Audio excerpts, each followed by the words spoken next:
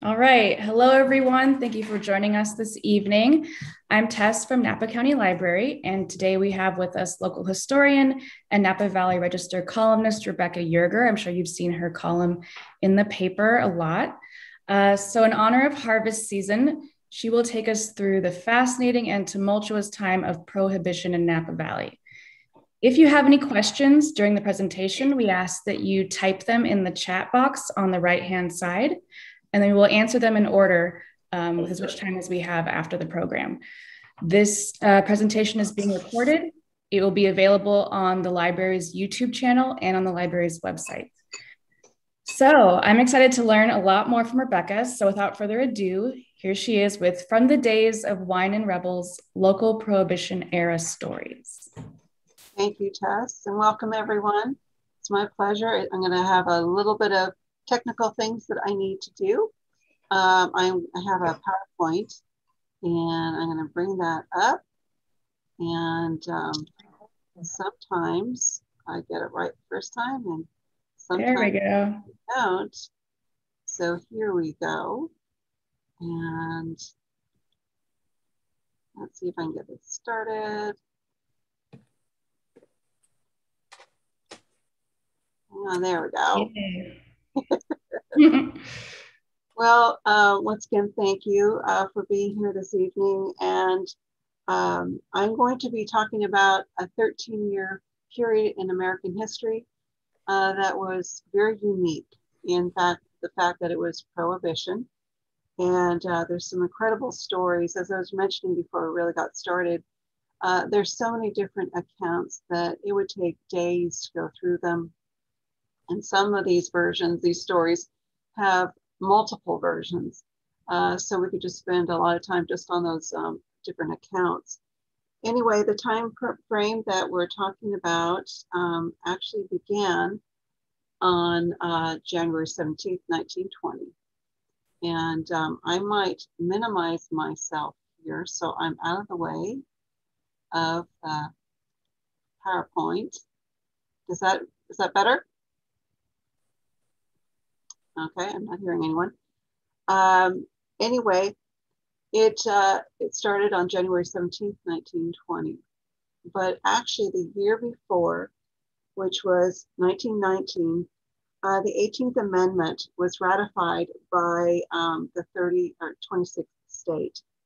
And with that ratification, the Napa Valley Register, actually it was the Napa Daily Register at the time, had this in their paper. And this is a direct quote. When word was flashed over the wires that the 36th state, Nebraska, had ratified the Prohibition Amendment, Prohibition leaders declared that this accomplishment was the greatest piece of moral legislation in the history of the world. And then it went on to say, 1 year later to the day, January 17th, 1920, every saloon, brewery, distillery, and wine press in the land must close its doors. And according to the article, Prohibition would wipe out 236 distilleries, 992 breweries, over 3,000 saloons and wholesale liquor establishments. And that's countrywide or nationwide. Also, the states and municipal coffers would lose, and this is quote, $1 million each in tax revenue, the federal government, and even $1 billion with Prohibition because of the lack of the businesses. And the article ended with, Prohibition would remove the liquor question from national, state, and city politics for all time. And we all know that was not the case. There were a lot of stories. For instance, there were loopholes, exemptions, and allowances. Every person was allowed to produce 200 gallons of wine for their own personal consumption. The effect was greater demand for quality grapes to produce their homemade wines. To give you an idea of how that impacted the market, in 1920, a ton of grapes cost $100. You have to remember this is 1920. 5 years later, which would be 1925, that price went to $300 to $400 per ton. And then according to the St. Helena Star, regarding this inflated price for grapes, there was a reaction, a consequence, if you will. Grapes are so valuable this year, they are being stolen. And they would be filled in the cars, the train cars and trucks, and people would come along in the night, either steal the truck if it was a vehicle, or they would unload the train car. Sometimes they were so bold as to hook up some locomotive engine type of vehicle, attach it to the car that had all the grapes, and haul the grapes away on the tracks, and then secret them away somewhere. And as far as the grapes were concerned, there were a number of counties throughout California that grew grapes, but Napa County shipped more grapes to the market, a lot of the East Coast being a primary market, than any other county in the state of California. But eventually, as people found out that it was very difficult, it was an art to produce quality wine, the luster wore off, if you will, regarding homegrown or homemade wines. And so the trend, the high grape price, soon ended. And as a result, a lot of vineyards were pulled out, and you would have orchards, such as prunes and olives and apples and pears. Those are some of the common fruits, especially the prune, or they became pasture land. As I said, there existed some legal exemptions according to the Prohibition Amendment. One of them was for medicinal uses, and you had to have a prescription from either a doctor or a dentist. And a year later, in 1921, the 18th Amendment prohibition was changed to allow doctors and dentists to prescribe as much liquor as they deemed necessary to aid and comfort their patients. Originally, they were limited to 1 pint of alcohol. These remedies for medicinal purposes only could be filled at a drugstore and only at a drugstore. And this exception that I talked about, this allowing more wine or alcohol to be prescribed, actually did not include wine. Wine was still limited. Regarding those prescriptions, doctors were allowed to charge $3 per prescription that they wrote. And they were permitted only 400 prescriptions per year for alcohol. But when you do the math, that's quite a bit of money. That's $1,200. And seeing that most doctors earned about, on average, $1,200 per year, the prescriptions that they wrote for medicinal alcohol doubled their income, which is a nice increase for anyone. Now, many Americans considered alcoholic beverages a part of a healthy diet and lifestyle. Some went the route of prescriptions, going to their doctor and asking, or their dentist, and saying they're having some ailment and they needed their beer or the wine or whiskey or whatever happened to be to ease their discomfort, while others created their own liquor, and that was known as bootleg. For example, Dave Cavanero, who was the proprietor of the East Napa's Brooklyn Hotel, and that would be on the Soskull Avenue side of the Napa River, encouraged his good friend and German beer master, George Blaufus Sr., to resume beer making by saying, "We need some good medicinal medicines again," meaning beer. But George Blaufus needed additional encouragement and a vow of support, especially regarding the issue of raids, arrests, fines, and other consequences for producing an illegal commodity. Cavanero assured Blaufus that he had a direct pipeline to the law enforcement via his brother Henry, or Punch, Cavanero. With that assurance, Blaufus agreed, and he started producing his great beers again. And those beers were exclusively poured at the Brooklyn Hotel, which was Dave Cavanero's place. And with that beer, the good times flowed again.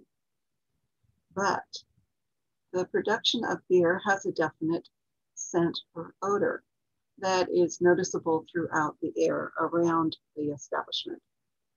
Well, local officials, who were all primarily what they called wets, or anti-prohibition, turned a blind eye to the production of Blaufus's beer. But the federal agents, the Treasury agents, along with some dries, people who were prohibition advocates or supporters, decided to set their sights on Blaufus and shut him down. Well, unfortunately, it did kind of happen. Punch learned of the planned raid about 24 hours in advance. He informed his brother Dave, who then informed George Blaufus Sr.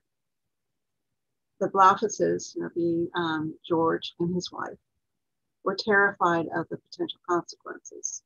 So they went to the local attorney, Wallace Rutherford, who said, don't worry, we'll fix everything. No, maybe not. Anyway, meanwhile, the Blaufuses and some of their friends bottled all night long the beers that could be bottled and stashed them all over town, including a barn at the Napa State Hospital and the water tank behind Dave Cavanero's hotel. But the fermenting beer still at the brewery, there's nothing they could do with it. So it remained at the brewery. The next morning, actually the next afternoon, the Treasury agents came in, raided the Blaufus brewery, and arrested George on the count of possession of and production of an illegal intoxicant, which was forbidden by prohibition. Two friends posted his $1,000 bail. And then George Blaufus was supposed to go before the Prohibition Commissioner. Every community, or at least region, had a judge whose sole purpose was to hear and try these cases that went before them as far as violators, but also he would grant licenses to produce medicinal wines or alcohol, primarily wines, and also oversee the doctors, how they were prescribing their medicinal alcohol. He had a lot of power. Anyway, the one here in Napa, he was descended from a pioneer, and his name was James M. Palmer. And with George Blaufus going before the commissioner, there was the very real possibility of some severe consequences to producing the beer. But his friend and Napa County judge, a wet, Piercy King, stepped in immediately, just kind of swooped in, called Blaufus into his chambers, conducted a hearing and trial, found Blaufus guilty, levied a $200 fine, which is far less than the $10,000 fine that was possible. No jail term. A 5-year prison term was possible if he went before the commissioner. But Piercy also ordered Blaufus to dump all the beer into the Napa River, with the exception of 200 cases of beer that Blaufus was to donate to the Veterans Home in the Presidio in San Francisco and the Veterans Hospital in Palo Alto for medicinal purpose only, of course. Anyway, this story has a slightly different version that was told to me by George Blaufus Jr. That would be the son, of course, of George Sr., the brewmaster. According to George Jr., as I will call him, he said that his father had been arrested for producing an illegal substance, which was beer. And all this beer was brought in. Supposedly, it was just a matter of a few cases, maybe a dozen at the most. And all this evidence was brought into King's chamber for a hearing. And someone brought up the question. I don't know if it was the judge himself, the DA, the attorney for Blaufus, or maybe one of the officers. They said, is it really beer? You have to make sure it's really beer. Otherwise, your case has no foundation, no footing. So the judge said, okay, then we need to check this beer. So what they did is they all started to sample the beer. And said, well, I'm not so sure. And so they kept sampling the beer. And then all of a sudden, all the beer was gone. And with that, the evidence was gone. And it was brought to the judge's attention that since there was no evidence, there was no case. So Blaufus was let go on his own good character. And everyone left the judge's chamber in a very happy, good mood. So that's a fun version of the story. Anyway, as I said, and this is another piece of local lore, everybody was allowed, every private individual was allowed to produce 200 gallons of wine per year for their own personal use and consumption. Well, supposedly some of the residents, many of the residents in East Napa, which was called Little Italy, for good reason. It was primarily inhabited by Italian and Swiss Italian immigrants. So being new to this country, they weren't so sure about the actual things that they could and could not do as far as prohibition. So what they did, concerned about being arrested for producing or making wine, the women of the household for days would saute hundreds of pounds of onions and garlic to mask the scent of the homemade wine and the beginning of its fermentation. So that's kind of a fun story. Now, East Napa, as I said, was called Little Italy. It was also known for its many stills. This was a way that a lot of these immigrants augmented their income, was by creating bootleg, which they sold. And I'll get into more of that a little bit later. Anyway, they also made their stills. And these could be some of them. This is a photo that is from somewhere in the United States. It's not a local image.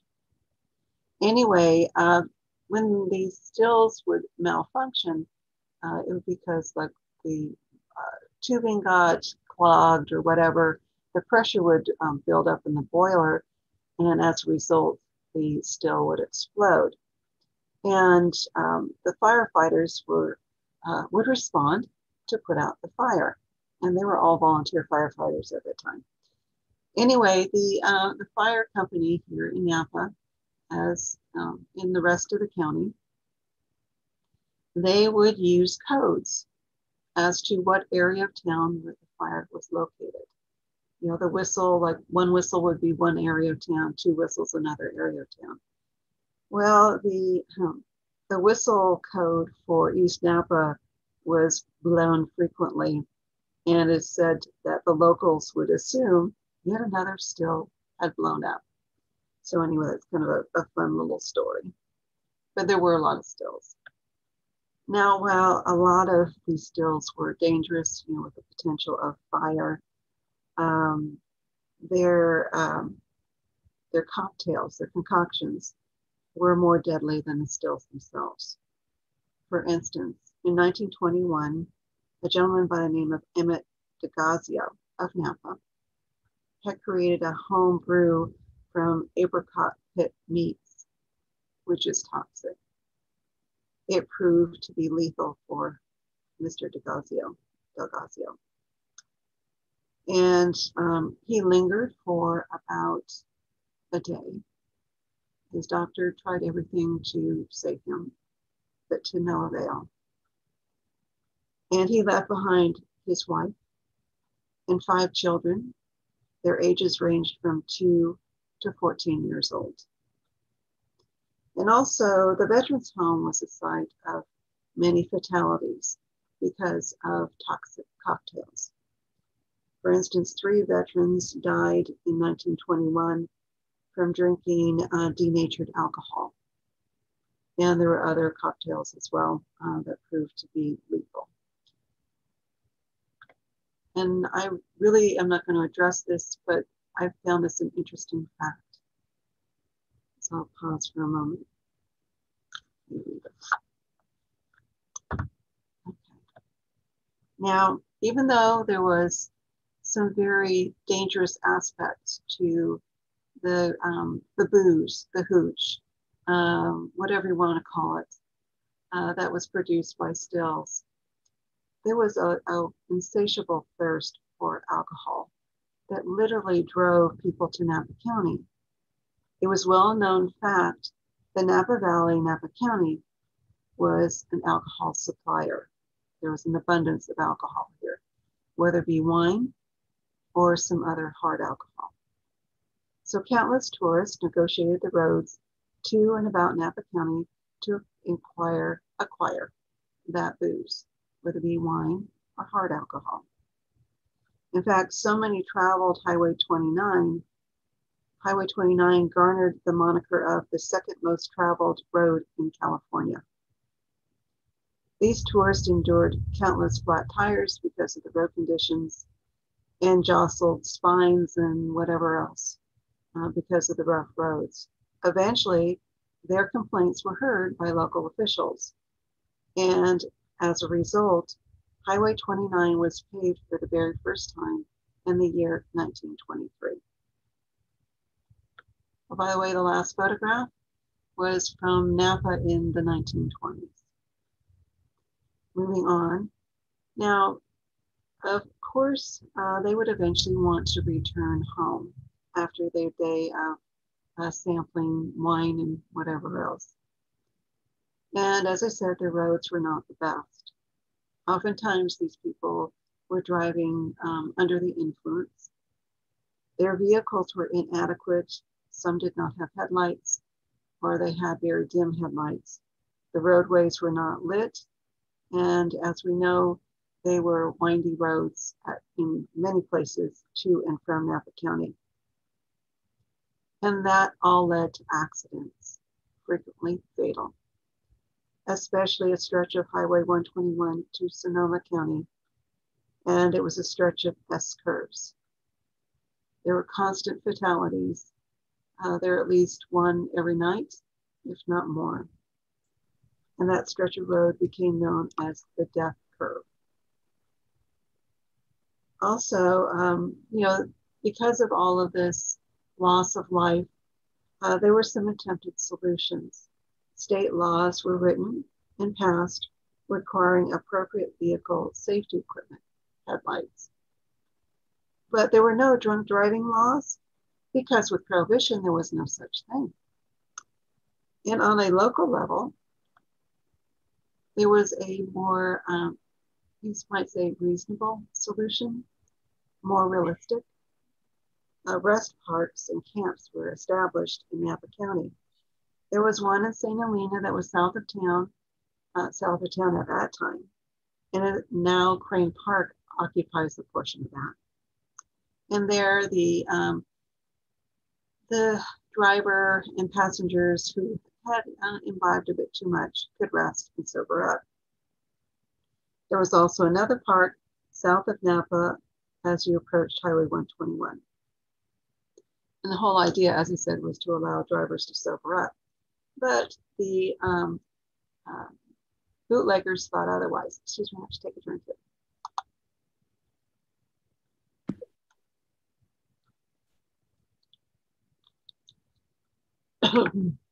If I start coughing, I apologize.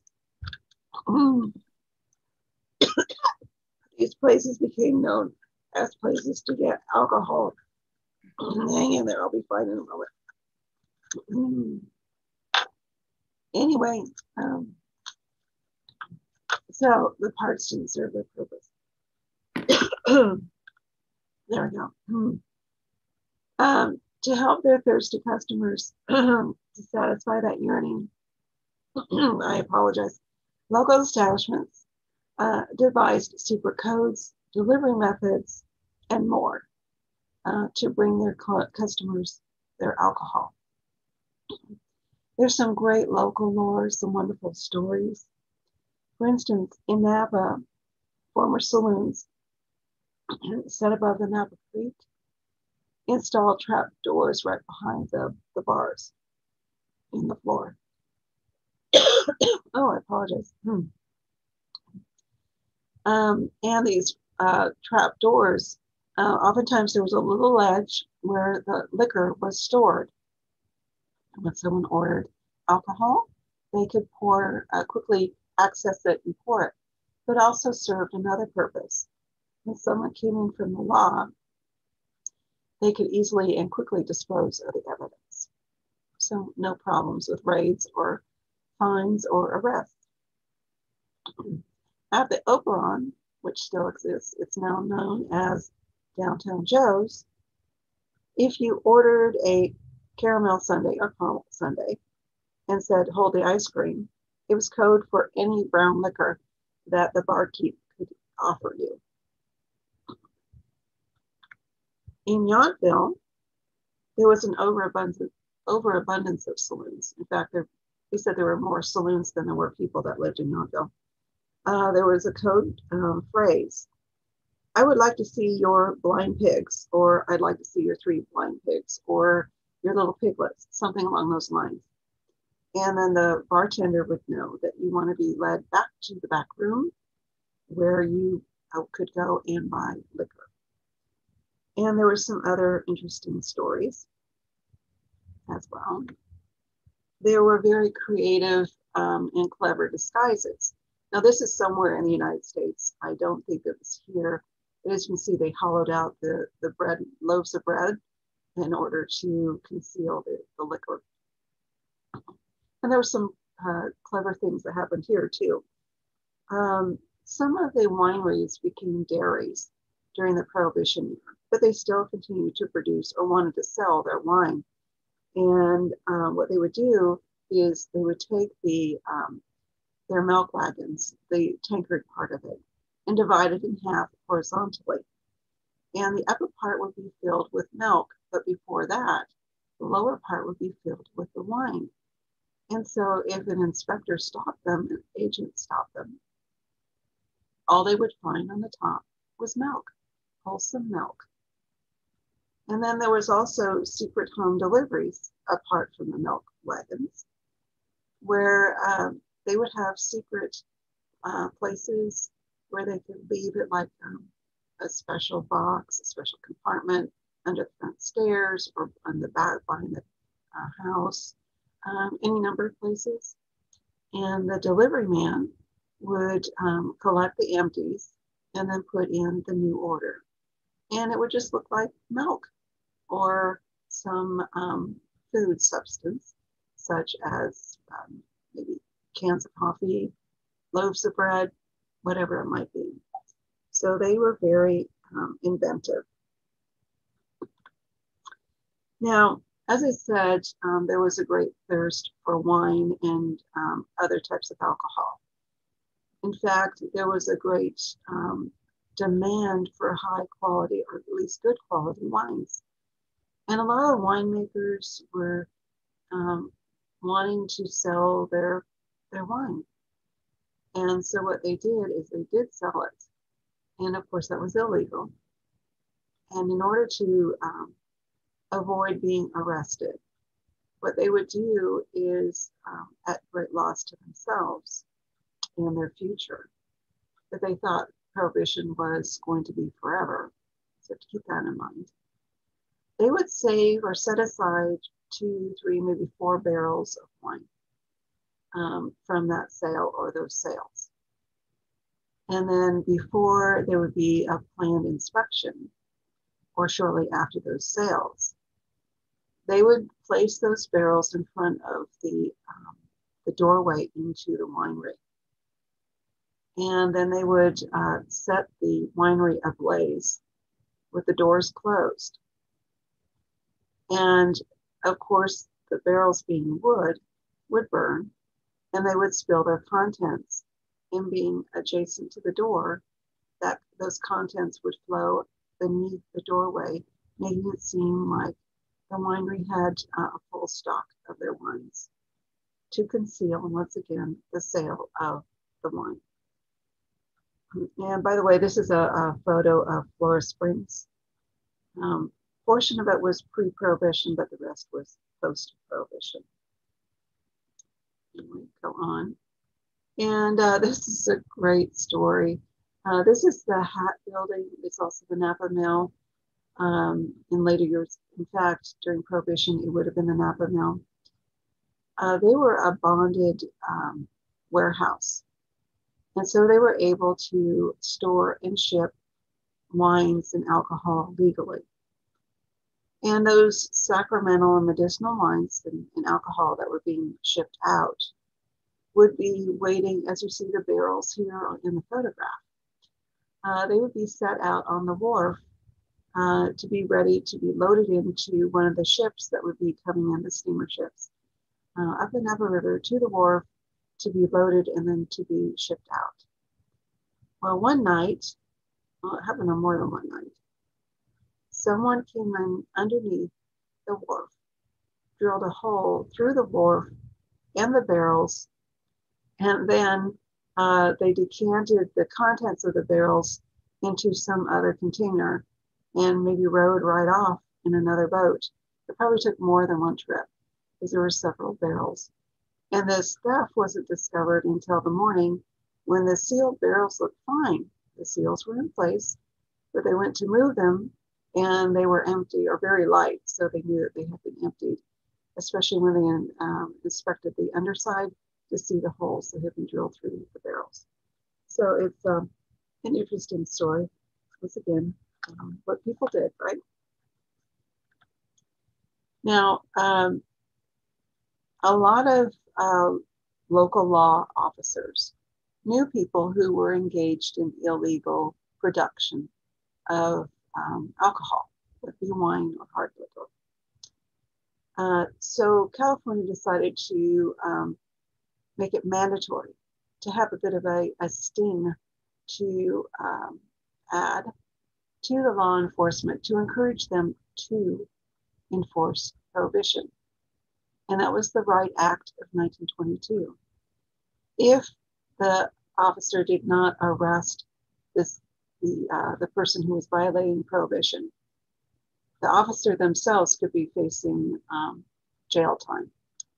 And as a result, Napa Police Chief Otterstone, who was also the chief of the fire department, resigned from the police department because he knew too many people that were involved in producing illegal beverages. Anyway, the sheriff of Napa County stayed on, and I'll talk about him in a minute. Anyway, as far as the race, there are too many here in Napa County to feature each one, so this will be a sampling. And one place that was a favorite place to raid were the local hotels. This is the Napa Hotel.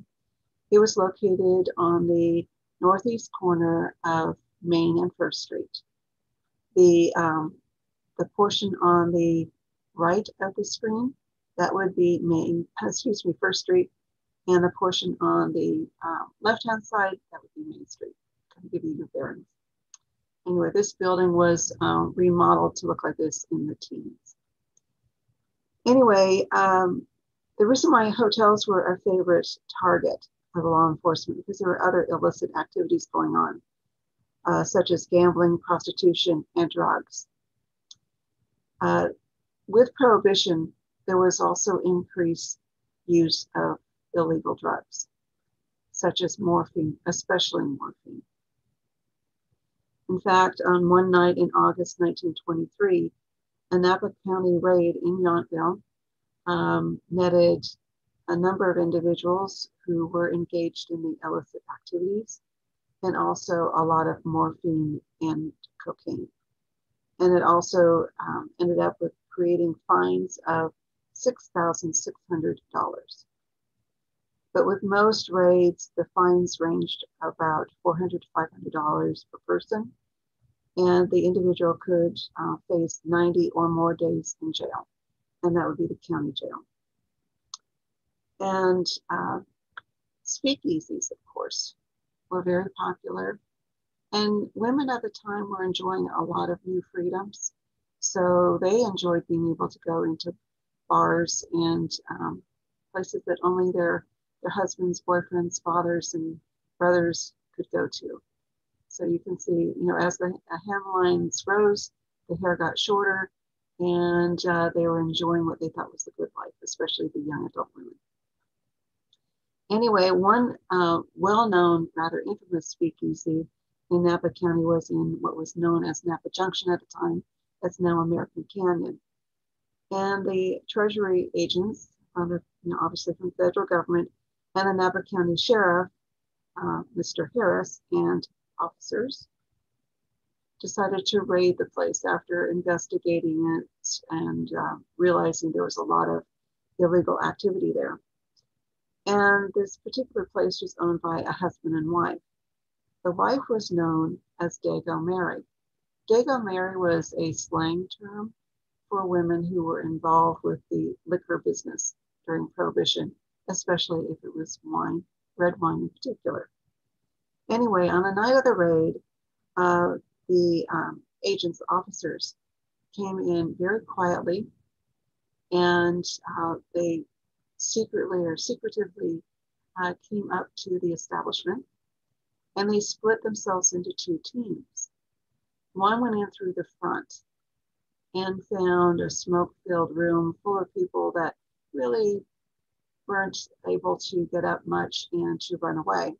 It was an easy arrest.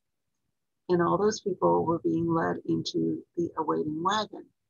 But simultaneously, the other group had quite a different experience. They entered through the back door, which led into the kitchen.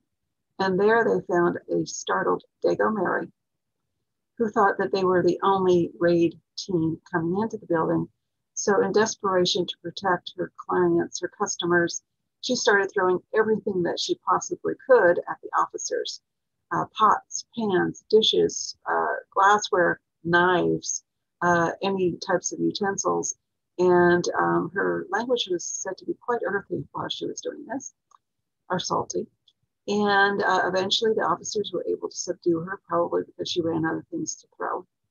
And as she was being dragged off to the paddy wagon, she vowed to reopen again. After she paid her fines and served her jail term, she and her husband did exactly that. So anyway, and supposedly that place still exists. I'm not sure. But it's a fun story.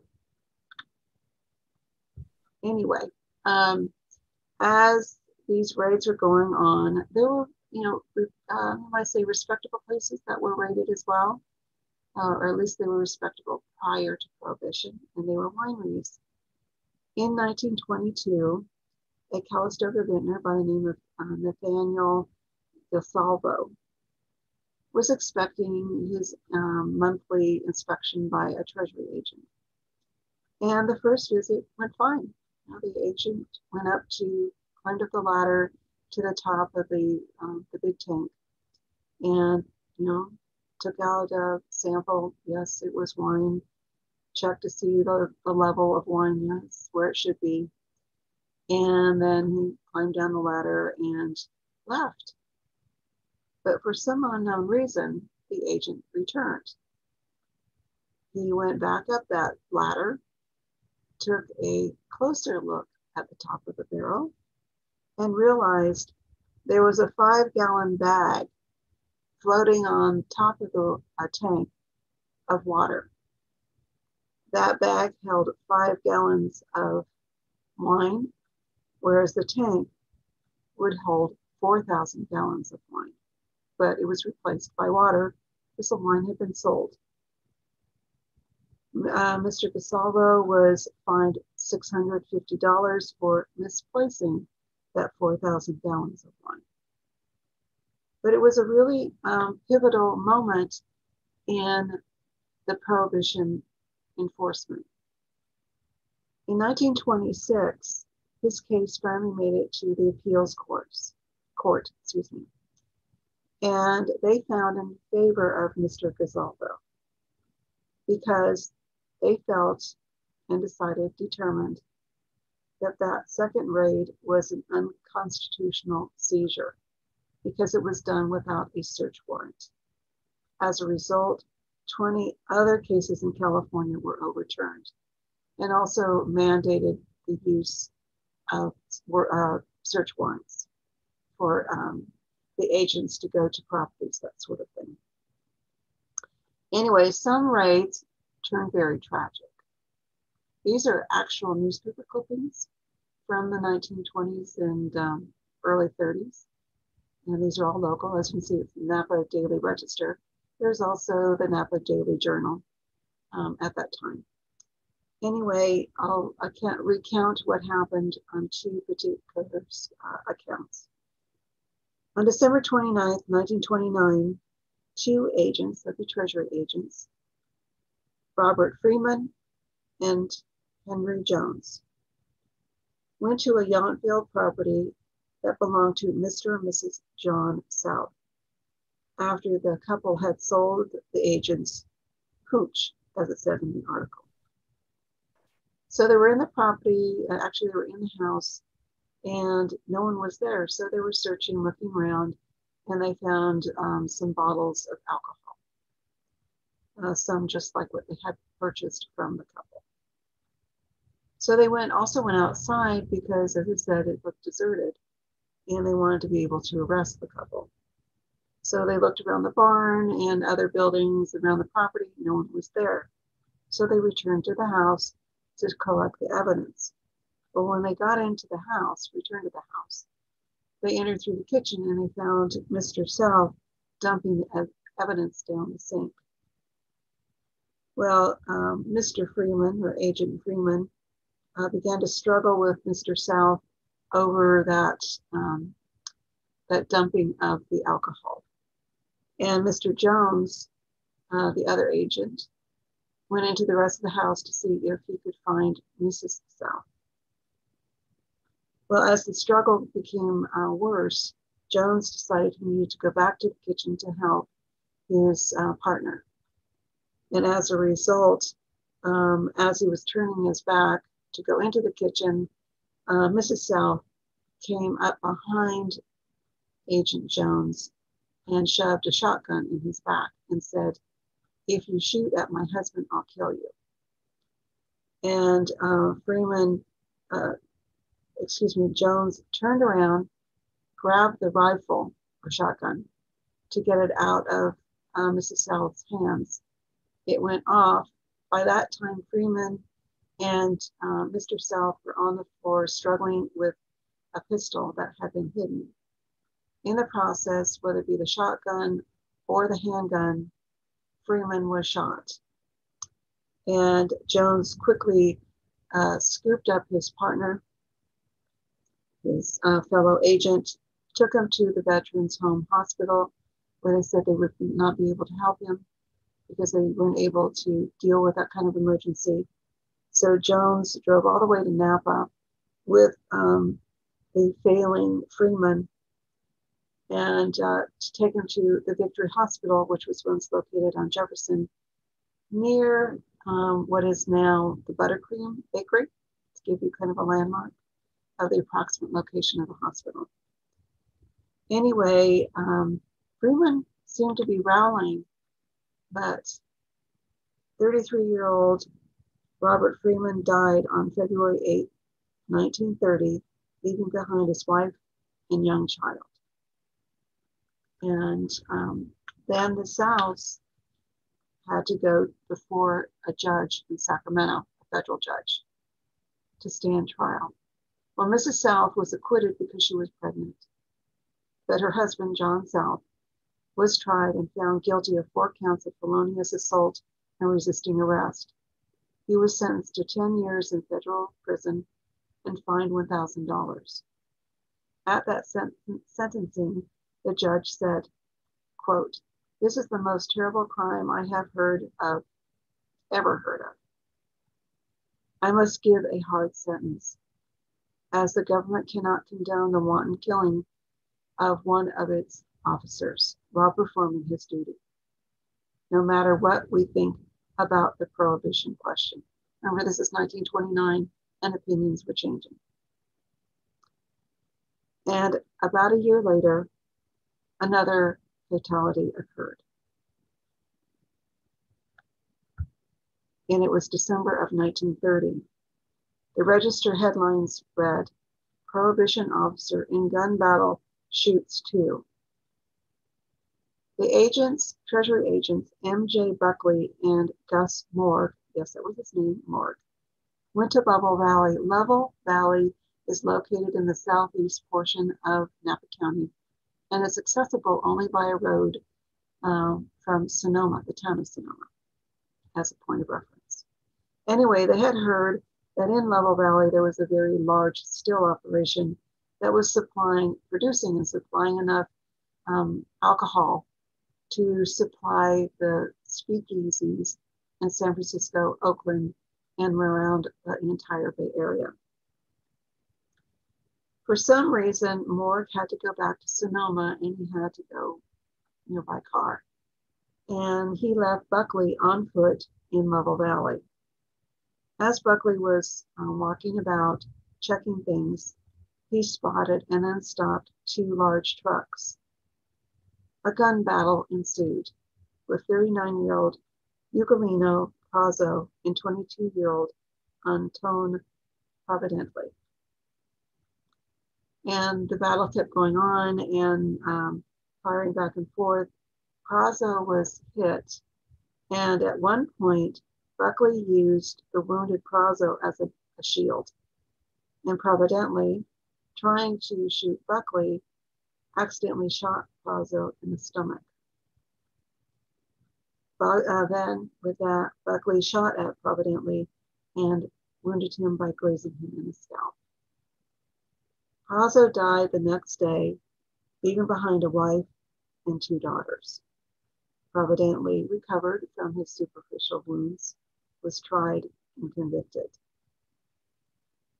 As far as what they found, the agents, with further investigation, because Morg did come back as he heard of reports of gunfire in Napa Valley and went back to help Buckley, but the battle was done.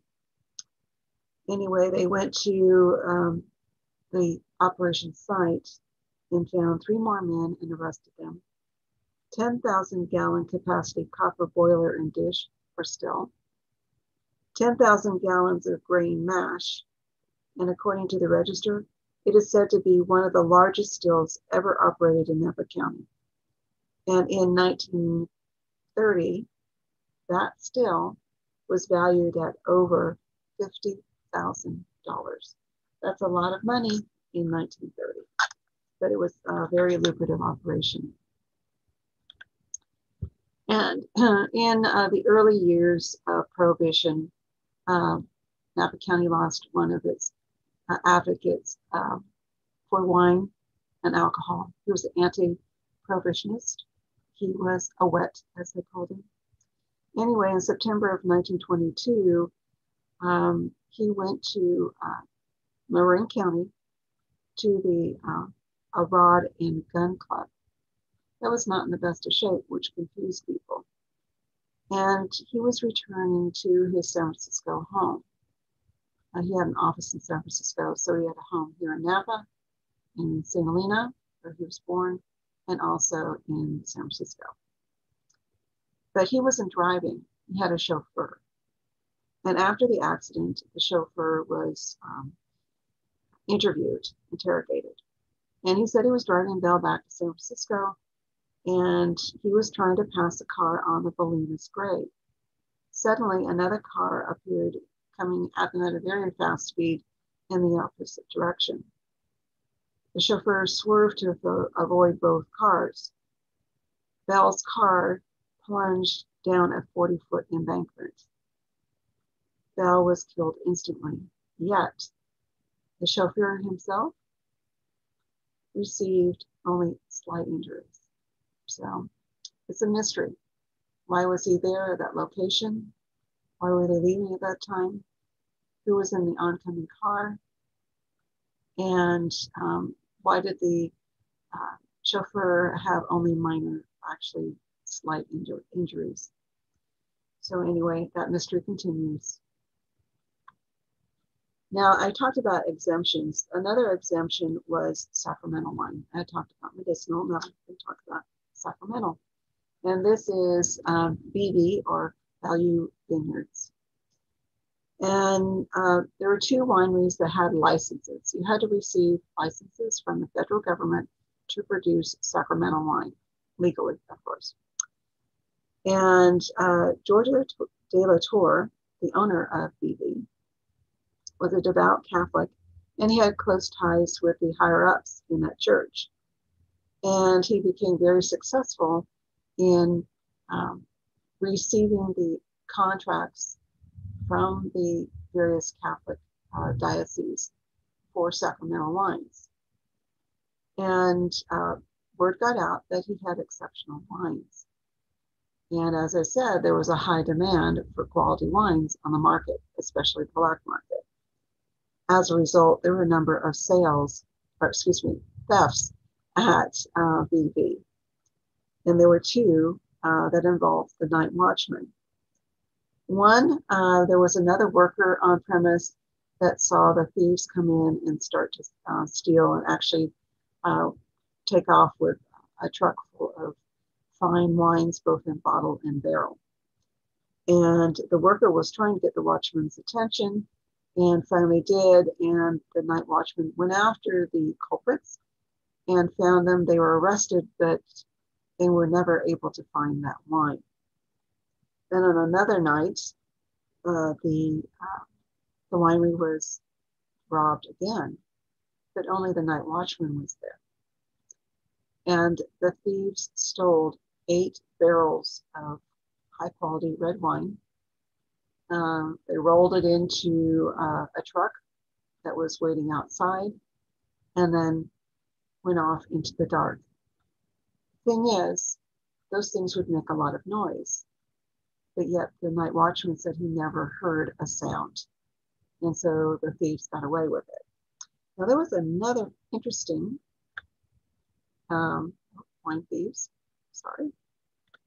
another mysterious BV wine robbery, and it actually was on the train. As I said, de la Tour had contracts to sell his wines to all sorts of dioceses throughout the country, including the East Coast. And in December of 1922, he was shipping some of his wines via train to the East Coast, and the route they were taking would take it through Texas. And at Texas, they were going to have an overnight stay. And you have to realize that wines that were being shipped legally had to have an official governmental seal stating that it was allowed to be transported so it could be sold by the winery and received by the customer. Anyway, those, the train went on the next day and eventually made its way to, I do believe it was the state of New York, to that particular diocese. And when they went to move the barrels, they were very easy to move because they were light. They were empty, but there were no drill holes anywhere in the barrel. They still had their seals, and everyone was scratching their head as to how could the wine have been taken out of those barrels, those sealed barrels. Well, more than likely in Texas, where it was the train was situated overnight, there were probably some barrels, dummy barrels, being set off to the side, and in the darkness of night, the barrels full of wine were offloaded, and the empty ones were loaded onto the train. And as far as the seals were concerned, they might have purchased them from someone or stolen them. Who's to say? But they were legitimate seals. Anyway, that is an interesting mystery. Someone was enjoying a good one. Anyway, as I said, the Beringers also were allowed to produce and sell sacramental wine. Unfortunately, they produced a small quantity and they were facing bankruptcy. And Bertha Beringer was the daughter of one of the founders of the winery, and that was Jacob Beringer. The other one was Frederick, as a side note. Anyway, she became the manager of the Beringer winery and eventually the president of the winery. She was the one that was overseeing everything during the Prohibition era. And because the family business was facing bankruptcy, she had to come up with an idea of how to salvage their winery. Now, this was an idea that was being used throughout the country. This was not her invention, but it was a loophole that was an unknown loophole to the writers of the Volstead Act. It was legal-ish of sorts because it was considered food. Why? Because it was dehydrated grapes, and that is considered fruit. And it also contained the warning label, as you can see on the image on the right. After dissolving the brick in a gallon of water, do not place the liquid in a jug away in a cupboard for 20 days because then it would turn into wine. There are other instructions too, like adding sugar and whatever else, and a precise temperature. It was more exact and more precise as far as how to create wine. Anyway, they were called Beringer bricks. They saved the winery. But they also had a fruit drying facility on the property. And they dried not only grapes, wine grapes, but also other fruits like prunes, that sort of thing. Now, there is an interesting piece of lore involving the Beringers. As I said, the Treasury agents would come by wineries on a regular basis to double check the wine levels in the big vats and barrels, that sort of thing, and count bottles to make sure that there were no illegal sales. And on one occasion, the Treasury Department or Treasury officer discovered that one vat in particular was too low. There must have been wine that had been siphoned off. And the Beringers and their staff said, no, we haven't sold anything other than our allowed amount for sacramental wine. And the agent was about ready to shut them down and destroy their vast collection of wine. The Beringers were able to convince them to, the agent, to allow them to siphon off that one particular problematic vat or tank and to see what the problem might be. And that wine would be siphoned into another tank and sealed, officially sealed. So they did that under the supervision of the agent. And in the process, when it was all drained out, they discovered something very odd. And I explained another odd happening on the property. They discovered roots had broken into the bottom of the barrel or the tank. That explained why this once stately oak that was growing so beautifully outside the cellar, that had a beautiful upright growth pattern, started to have a very relaxed, lazy kind of growth. And that was the beginning and the what was the story known as the old soaked oak. So it's a great little story. It's wonderful lore. But anyway, that issue of an unexplained drop in wine in one particular tank did cause the Beringers some trouble. So Bertha hired Fred Abruzzini to come in and manage the winery and oversee the cellar. And he also was known for very inventive ways of selling wine. One was to create cooking sherry. Cooking sherry to be considered a food and to be legally sold had to contain salt. And as he said in a later interview, any good cook knows by adding potatoes and boiling it briefly, it removes the salt, and then you have a good quality sherry to drink that is with the salt removed. But also another concoction that he came up with was to use the dried prunes and the dried fruit, put them in jars, and then fill the jars with wine. And then that would be put to market. And on the labels, it would state, drain off this liquid. It is an illegal substance. Do not consume, but enjoy the fruit. And of course, most people bought it for the wine and probably threw away the fruit. So that was a way around. These were legal loopholes that people found under the food portion of Prohibition or the Volstead Act. Now, some people, some wineries, were not so sneaky, if you will, but they were ingenious in their own right. There's the Nicolini family that has the proud reputation of being the longest privately owned and run winery in Napa County. And here are the founders. It is Katerina and Anton Nicolini. And their property is located up in East Napa County. And it's a wonderful little place. Well, Anton came up with this very ingenious way of hiding the production of wine. He created a dual pipe system. So one was water and one was wine. So you could turn water into wine, I guess you could say. But in this case, when the agent came to the property, he turned wine into water by simply switching a valve. And with that turn, the wine would be shut off in the pipeline and the water would run. And the way the property is set up, there's inclines, so it would just naturally run by gravity flow.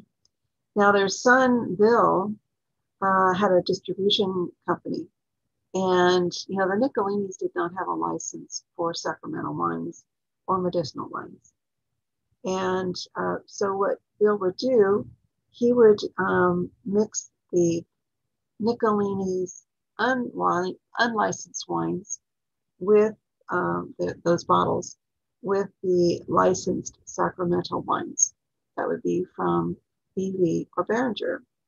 And then take them to their destination. And under the table, he would be paid for the Nicolini wines. So that was one way that they sold their wines. And here's the whole Nicolini family. In the front row that's seated, the two women on each side are married to the two Nicolini men that are standing behind her there, those women. And the two little girls are the daughters of the sons and daughters-in-law. So there we go. This is clarification. So they had 8 children total, 4 sons, 4 daughters. And anyway, to go on with the story, Anton was caught up in a raid at certain points because they turned to bootleg to make ends meet. And they had quite a steel operation up there in East Napa County. But he managed to pay his fines and he was not put in jail, so he returned. And Bill, as I said, did have a distribution company. And in fact, he was rumored to be the bootleg supplier of the San Francisco mayor and eventual California governor, known as Sonny Jim Rolfe. And on occasion, Rolfe's limo would be seen winding its way up the Cannon Road to the Nicolini place and then leave, but there was no evidence of any illegal alcohol. Well, after Prohibition, it was revealed that there were false floorboards in the back. And you'd lift up these floorboards to find a hidden compartment where there was ample room for quite a bit of distilled alcohol and wine. And Sonny Jim was also good friends with Dave Caballero, who was said to supply beer to the San Francisco mayor and eventual California governor. Fun stories. Anyway, this image is from 1935, but this is kind of the way people felt when around here and in many areas of the country with the repeal of prohibition. And the repeal was actually passed in March of 1933, giving the wineries here in Napa Valley and elsewhere time to start gearing up. And the official date of the repeal was, as it says here, December 5th, 1933.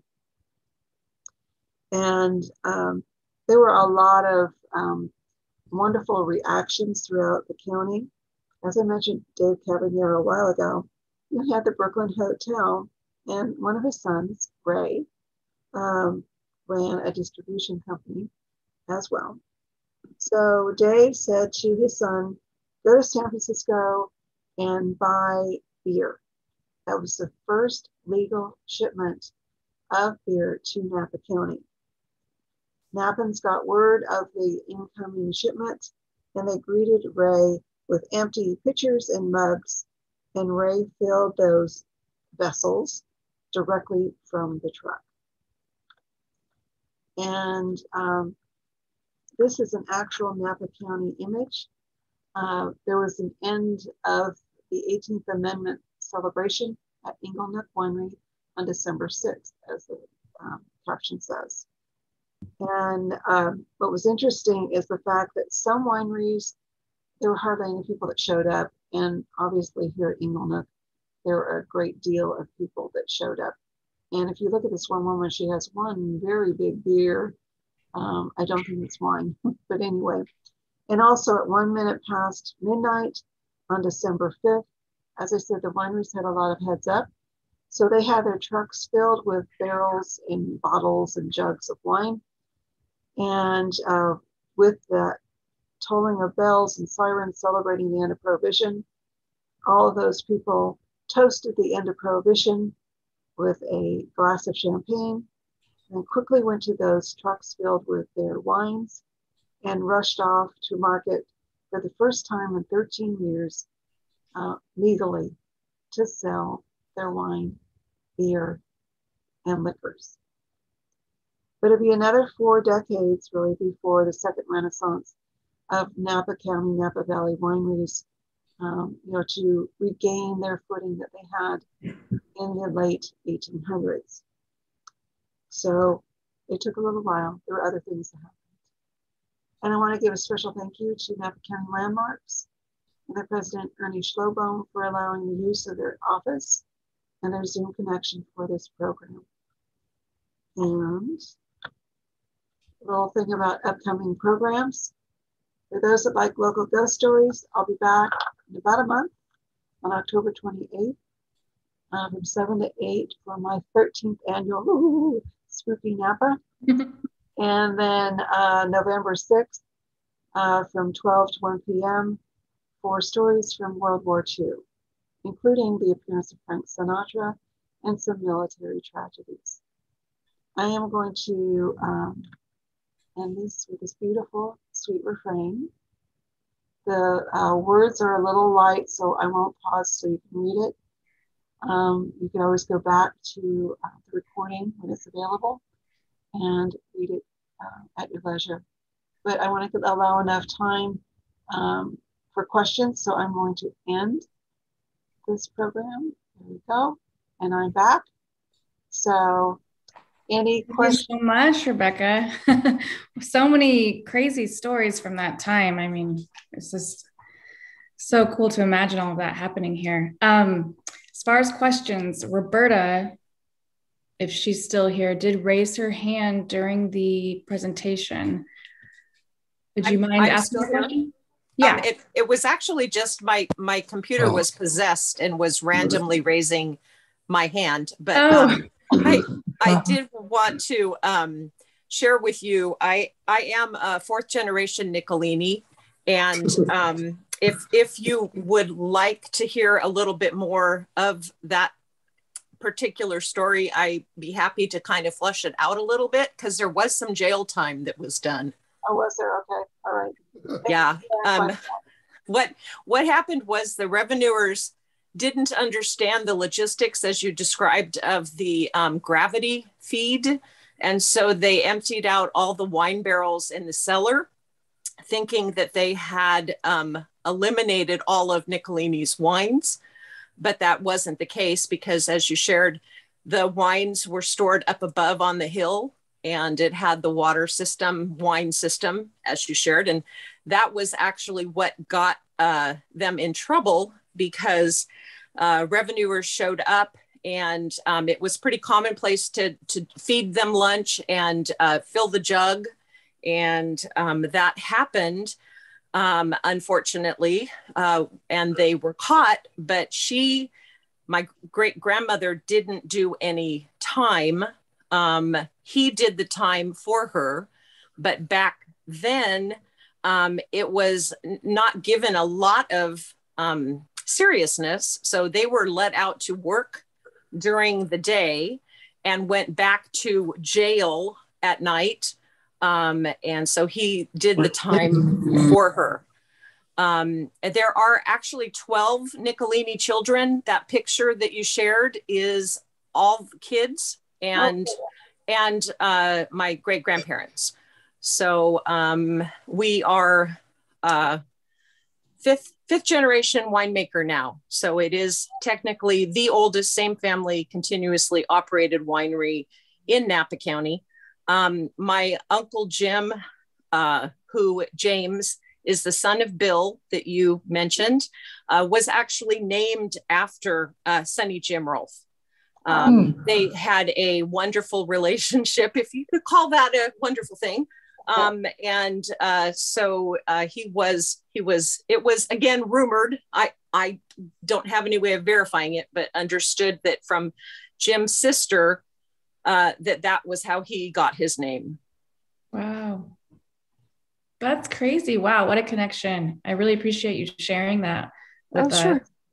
And yeah, I'm so glad you joined us tonight. Yeah. Roberta, I wanted to say, where I received the image, the family portrait, it identified the two women on the end as daughters-in-law versus. You want to put your hand up? So I have to make sure that's corrected. So thank you. Yeah, that would be great. Oh, and another cool little tidbit is back for those of you that are local Napa folks, back in the day before Lake Berryessa, when it was Monticello, it was a town and there was a sheriff. And the sheriff, when the sheriff passed away, the family was going through some of their papers, and they found a letter that was written during Prohibition to the sheriff of Monticello, saying that they were certain that Nicolini was still providing wine, and that if the sheriff would get over to Nicolini and shut them down, all of that wine that was still flowing in Monticello would stop. Yeah, Napa County Historical Society has possession of that letter. Mm-hmm. It's very cool. Yeah. Thank you so much, Roberta. Yeah. Oh, you're welcome. Thanks for sharing. I'd love to talk with you some more about your family's history. Sure, anytime. Okay, great. Thank you. We do have a question that was in the chat from during the presentation from Joy. Is Joy still here? Okay. She said, I didn't quite catch the story about burning down wineries. How did that conceal winemaking? It wasn't concealing winemaking. It would conceal the selling of the wine. They were no longer, most of them were no longer producing wine or making wine at their facilities. But they wanted to sell off their wines, thinking that they were no longer going to be making wine because Prohibition was going to be forever. So what they would do to conceal the sales of their wines was to sacrifice 2, 3, 4 barrels of wine, placing those barrels in front of the doors of the winery building. and then they would ignite the winery, and the barrels being of wood would be destroyed in the fire, spilling their contents, and that contents would spill out from underneath the door. And then it would look like there was a great vast loss of wine because of that fire. Mm-hmm. So okay, that makes sense. Great, thank you. Also, someone had their hand up. I'm sorry, I don't have your names. It just says iPad. Yeah, iPad too. You have a question? That was Roberta. Another Roberta. Another Roberta. Okay. Yeah. I just wanted to mention to Lauren, I don't know, she may already know about this. Probably 25 or so years ago, I bought a book at one of the wineries, little gift shop areas. I think I bought it up at BV. okay. And this book talked about bootlegging Napa Valley wine to San Francisco and it being hauled by wagon at night. And it was a hardcover book and very interesting. And I'm sorry, I can't think of the name of it right now. Rebecca, did you happen to access that, or? Was it a book by William Hines? I don't remember. I'm sorry. I remember the paper jacket on it had a picture of old trucks with wine barrels and things on it to being hauled to San Francisco to supply the establishments over there.